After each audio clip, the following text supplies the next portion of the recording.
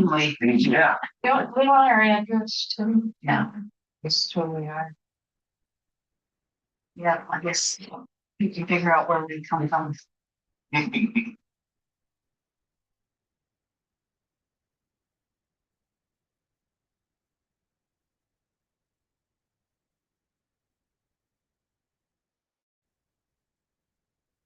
Oh, no.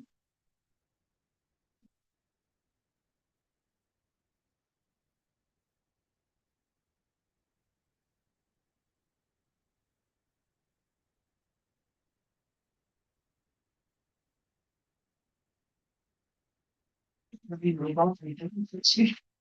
No, is it welcome, money, Ken? No, you tell you she was tonight?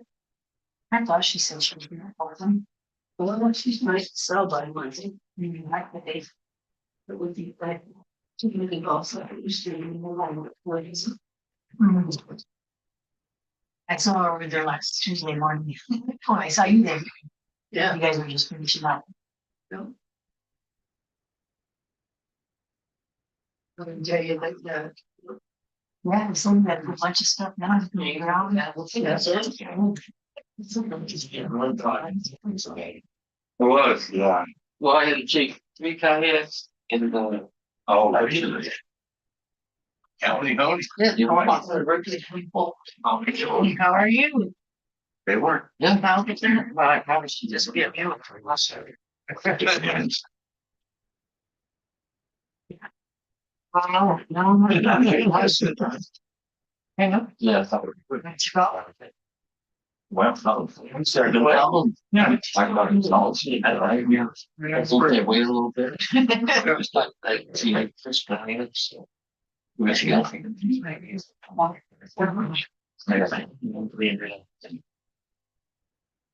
think that's actually okay. Oh, it's. Because at least it is starting. Hey, you got a lot. Did you see this fish, right? You know, is that safe?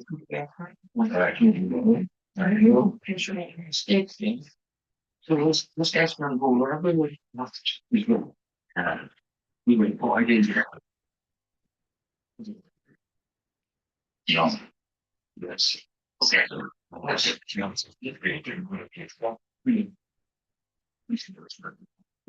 That's what I want to you can see.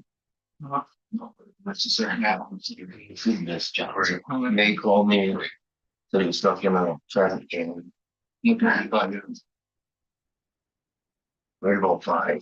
Oh, so he's still in a traffic jam on it? Yeah. So he said he's gonna try to get there as soon as he can, but he doesn't have no like feel what you know. Yeah, he called me when he was sitting at the loading dock waiting on the open container. Oh. Yeah, yeah. What kind of that's a chair or something? There you go. Well, when you want to, there's two out there with a minute. Yeah, I have. Oh, shit, I had to go. Sure. I had to stop here with. All the pages I had. Oh, wow, that's a shot. Well, you got the minutes. What's just over, like, you know. I don't want to do that. Copies for it. There's only 2 copies. Just said here, I wonder if this is, yeah, you guys on. I can just do that. I wonder if this is that. Well, That's. I think that's. That's.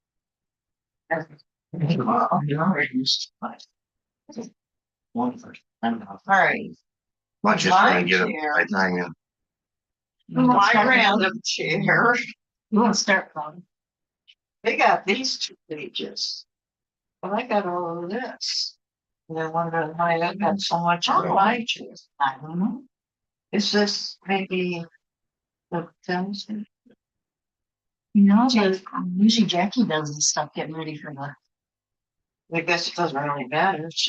These are minutes from the last meeting. I guess it doesn't matter. I mean, it's like it's public out. I just have to clear it. They just put my hat here. Oh, did you? Everybody don't get minutes.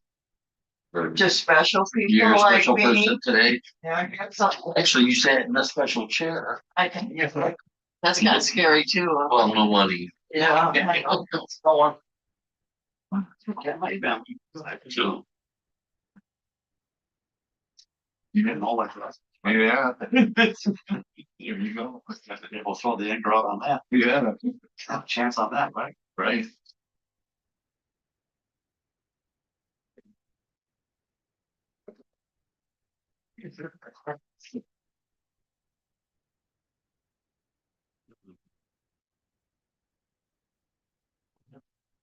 I've done that.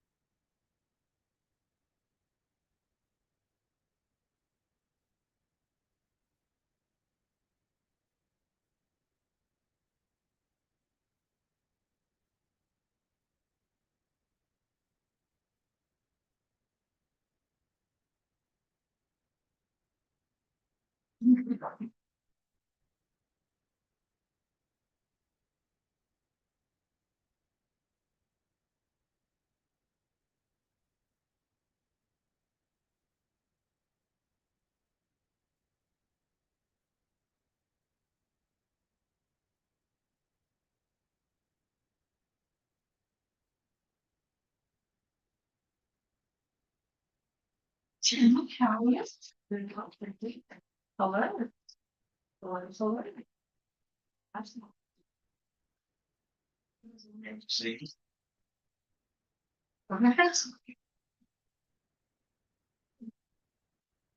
Let's take a look.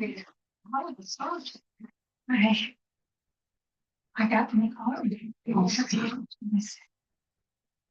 So. You know, that. Yeah.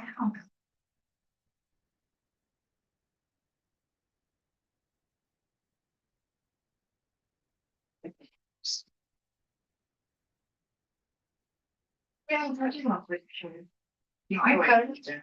That's good. I'm good. Right. Tim. At least you're in the end. Right. Better.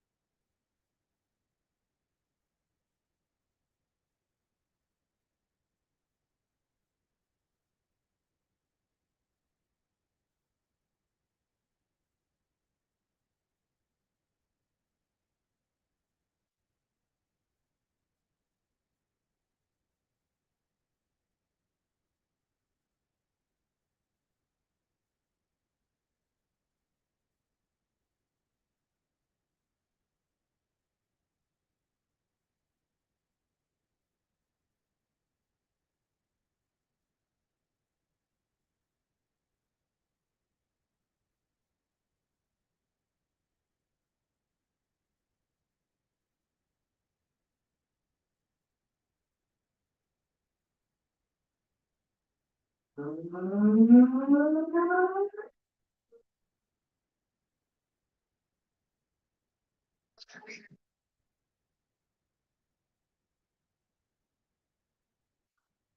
realized that 8 minutes too that he had left his packet, some relevant information for tonight's meeting at his shop. So we're gonna delay a couple minutes for Alvin to get back before we start.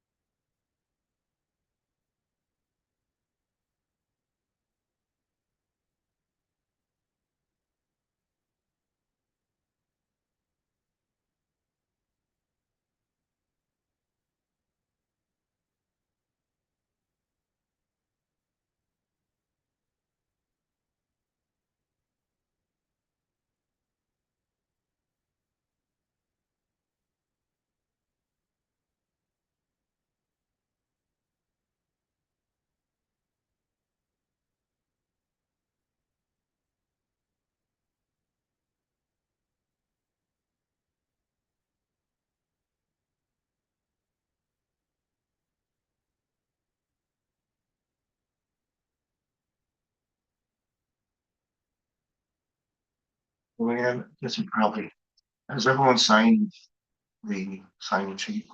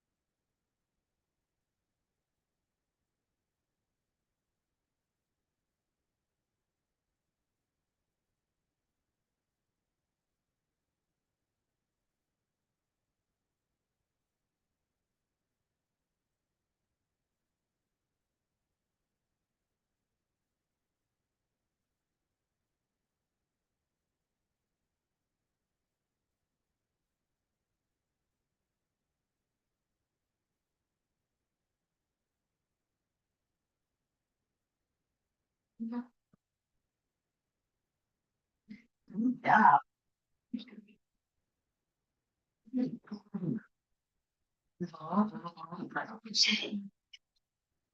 All in there.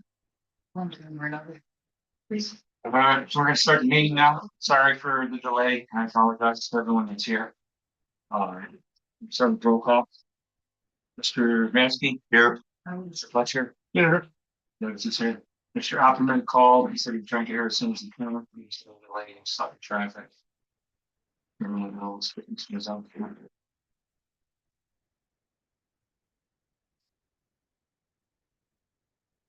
Take a deep breath for it.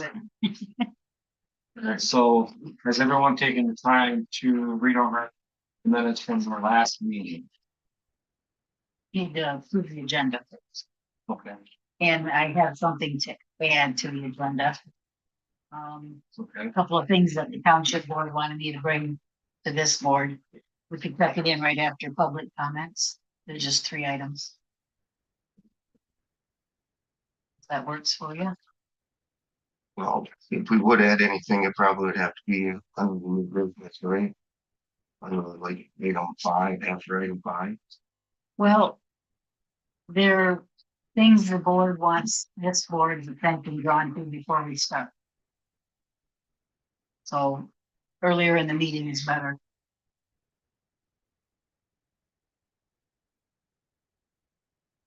So, well.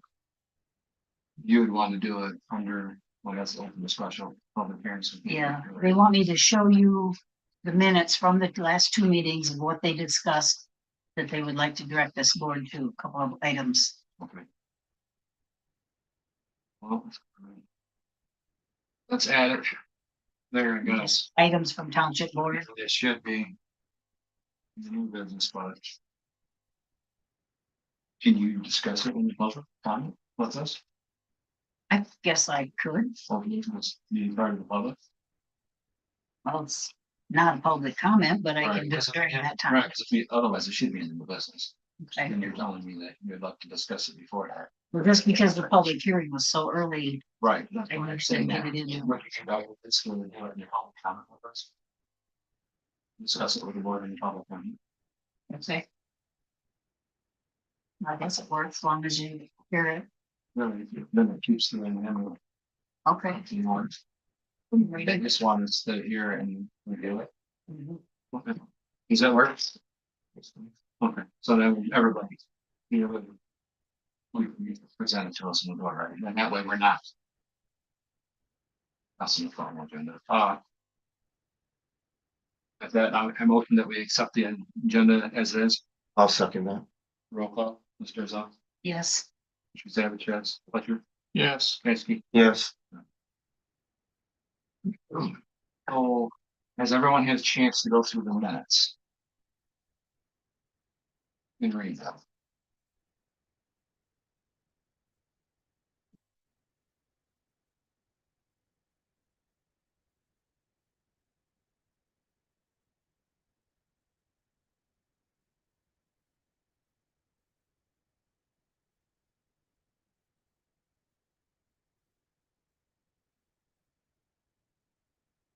So, in the minutes. There was an ad, from an audience member to our minutes. And I have an issue with that, accepting the minutes with it being there. Can you point that out, please. No, It's I haven't read the new. on page 3. It's under the Dudleys. I was gonna read it, find it on the copy, because it's got to look different, no, it doesn't on that. It's in that first paragraph on page 3. There had been a earlier challenge from the audience. Alright, so my stance on this is. The comment was made during the meeting. When the public wasn't open to the meeting. Okay, and the reason I have a stance on this is because. I had commented at a township board meeting on something.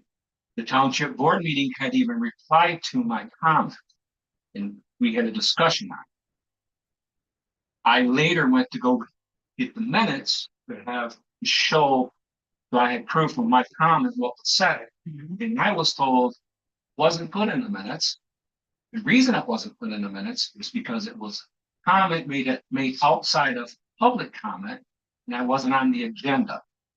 It was never meant to be part of the agenda, so it was not recorded in the minutes, because it wasn't part of their meeting, even though we had a discussion on it. Well, that's a different secretary, and that's not the way I've been taking minutes for 4 years. So my stance is we take public comment and add it to the minutes every time public has something to say. I didn't quote the comment. I just put that there had been a challenge. And then that it was noted that yes, whatever that, let me find it here. The earlier challenge from the audience, and it had been reviewed and approved, and the board members agreed. So that answered that question, which keeps coming up. It doesn't need all the details. It just noted that there had been a challenge and the board said, yes, they agreed that they had already reviewed that and approved that permit. That's why I didn't have more details. I still feel that if public outside of public comment, never go in our minutes. It's not part. They're not part of the meeting. Even though we have dialogue with them, they're still not active in the meeting. And I don't think we're supposed to record what they're saying because they're not on the agenda. They're part of the meeting. And that's how it was relayed to me. You weren't on the agenda. You weren't part of that dialogue, even though we had dialogue, because I was upset because I wanted that information, that we had dialogue. This is what was said. And see, that's So I why I didn't think have- those kind of things should be in minutes, because the minutes are supposed to be a complete wrap up of what these meetings are. But I don't take minutes at the township, so I don't know why she does them the way she does. And my thing She is, takes them different than Jackie did. Jackie did more details when she was doing the minutes. Jackie's the one that didn't record.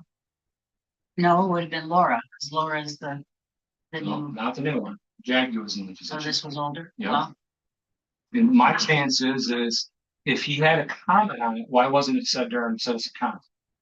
He had a concern with it. Why did they wait until that was brought up in the closed session or into the non-public comment section? well, Why were we accepting comments from citizens to interrupt the meeting? I just felt because it applied to that particular short-term rental permit, it needed to be noted, and then it was noted by the board that it was had been reviewed and approved. I can enter a note in this one that you disagree, or Well, again, it was discussed not even during the complete part of our meeting. It was during the Morris, so it was definitely out of context there, and it was out of context because it wasn't a complete comment anymore. but it applied to this, it wouldn't have made sense to put it there. The point was there was a challenge that was addressed. We are supposed to take concerns from the public, and this is one way to show that you listened to that comment and you addressed it. But I can make a comment that you disagree with that. Absolutely, we should do it during citizen comment. It should have been during citizen comment, just like I was told. You didn't do it during citizen. I have comment, you never weren't on been, the I have never been told that about doing my minutes, Well, so. then my next thing is every time someone in the public comments on something or has a concern on something, we're automatically gonna document that. No, this And was, then why are we doing it? For because it was a one- particular comment on a particular permit that we were discussing that night. And I agree, I don't disagree with why you did it, but I disagree with the procedure of what we're doing. Right. Because now to me is, how do we tell one it's okay and we tell the next one, no, we're not putting it in there. No, we didn't put it in there. We felt that it wasn't a large enough concern or what you had to say. We just didn't feel it was worth putting in our minutes. When he comes in here and wants to get a copy of the minutes of this concern. So if we're doing it for one, we do it for all. That's my thing. There's no We name, can't pick and choose who we're gonna do it for and who we're not gonna do it for. there's We- not even a name mentioned. So there's not anybody gonna come in and say, I want this, because there's no way identifying that. But it's still in there when it's done. That's my, Well, what would you like me to put in the minutes now? Well, like I had asked you earlier on this particular issue, I feel we should remove it. Well, when I read through the minutes, the note of minutes from some of the MTA books that I had after you had reached out to me, it said you don't make those changes before meeting. You bring the minutes to the meeting. And when there are changes, you note the changes, but what's printed here stays with the changes added. That's the way they recommend handling this. I can make changes in the future and not record comments. well, my stance is, we do it for one, we do it for all. That is my stance on it. Okay. We're not gonna pick and choose who we're gonna put it in there and who we're not gonna put it in there. We either, every time someone makes a concern or a comment, they say, I have a concern with this, they make a comment during our meeting and they interrupt our meeting, we need to document that. You do it for one and not for everybody. Yeah. Every citizen is just as equal as the next in this country. Then No matter where they live, where they come from, how much money they make, would you prefer I write down every comment, or do you No. want me to stop they writing? should do it during Putting that, during citizen comment, if, what else, if you, well, it would have been addressed during citizen comment, and made said his concerns and stuff, it would have been put in the minutes, I would have been okay. But like I said, it was used against me when I commented and had a concern on something and I wanted documentation that I brought it up. So I could have it later on showing, hey, I already had a concern with this. And it wasn't put in there because they didn't want to deal with it. Well, I feel that's improper. That's an improper it's- way of doing minutes. It's the way So they I handle it. understand your concern, and that's why I try to do better minutes. Or So- handling our part the same as the township board and doing things our own way, or are we all trying to get in line? It seems like we should all be aligned, so I don't know. I'll have to talk with Jackie on what she told you, because I've never had that mentioned to me or instructed to me in any way with the minutes that I've been doing for 4 years. And I So just, what would you like me to put in the minutes today as, I'm change. concerned if we're going to say we're gonna put every time it's public. Or without a public comment, we're doing our business portion of the meeting. And now the public can blurt out something and we're supposed to add that to the meeting. I have concern with that. I don't think we wanna do our business that way. so do you want My Change stance is, the I way I think, do we should- minutes? my stance is, I think we should agree with that. And if there's a real concern there, he can bring it up during public comment. At this meeting, if he wants, and get it put in the public comment where it goes. That's my stance. Okay, I can't change what's here, but I can add at the end for our approval, Well, your concerns and the changes you want. or we can not approve them and have you update them and approve them next meeting.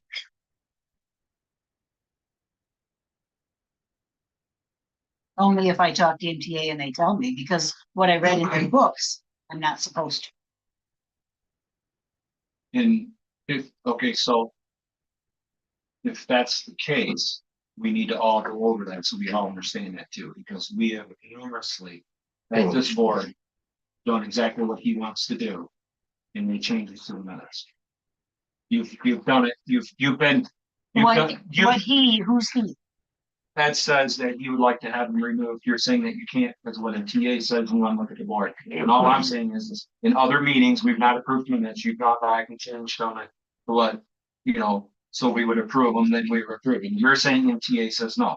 I'm saying, okay, if MTA says no, and this is how MTA says that they want it done, then you need to come back and say, hey, guys, If there, this is what MTA says. This is how we're supposed to be conducting our minutes and how we're supposed to be recording them, how it's supposed to be done. We haven't been doing it right. And then that's what we need to start doing. Every time we're doing something wrong, and you have proof that we're doing it wrong, we all need to get that information and it needs to be showed to us. And we all need to get on the same page of, okay, when it's put in the minutes, it can't just be reducted. I will be glad to contact MTA and bring whatever I need to everybody. But do you agree? However, in the past, there have been a few things added. There has not been things removed, not by me. I will add what was needed and brought it back. Well, there's been wording changes and you're calling that adding, but I know there's been wording changes. And how things are. Yeah, I mean, it's not a debate. I mean, I'm not debating. I'm just saying we all need to be on the same page. If things are going to be put in there from the audience, we need to make sure that it's equally for every citizen in this township. That we're not picking and choosing who we put stuff in there from.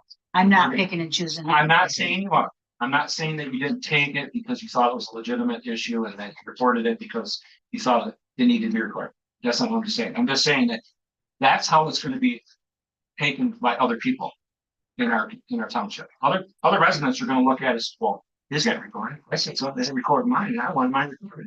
But I have proof of it. You know what I'm saying? That's how it's going to be, regardless if they like it or not. Do you not agree with me? Not really. No, I don't. You don't think another resident isn't going to say that on the opposite side? Most residents don't even notice and they don't even know who that was and they don't care. There's lots of them that come get my meetings and stuff. Okay, so So you want me to contact MTA, get their rationale for changing or not changing minutes and bring it back to the board. absolutely, because then if that's the case, we need to make sure we're doing it the way MTA wants us to do it. Absolutely. I agree with you on that. And that's what I will do. Do you not agree that the rest of us board members need to understand how? Yeah, maybe if you guys understood it, you wouldn't keep challenging the There way you, it's there you go. That's why I'm asking for it. That's why I'm asking for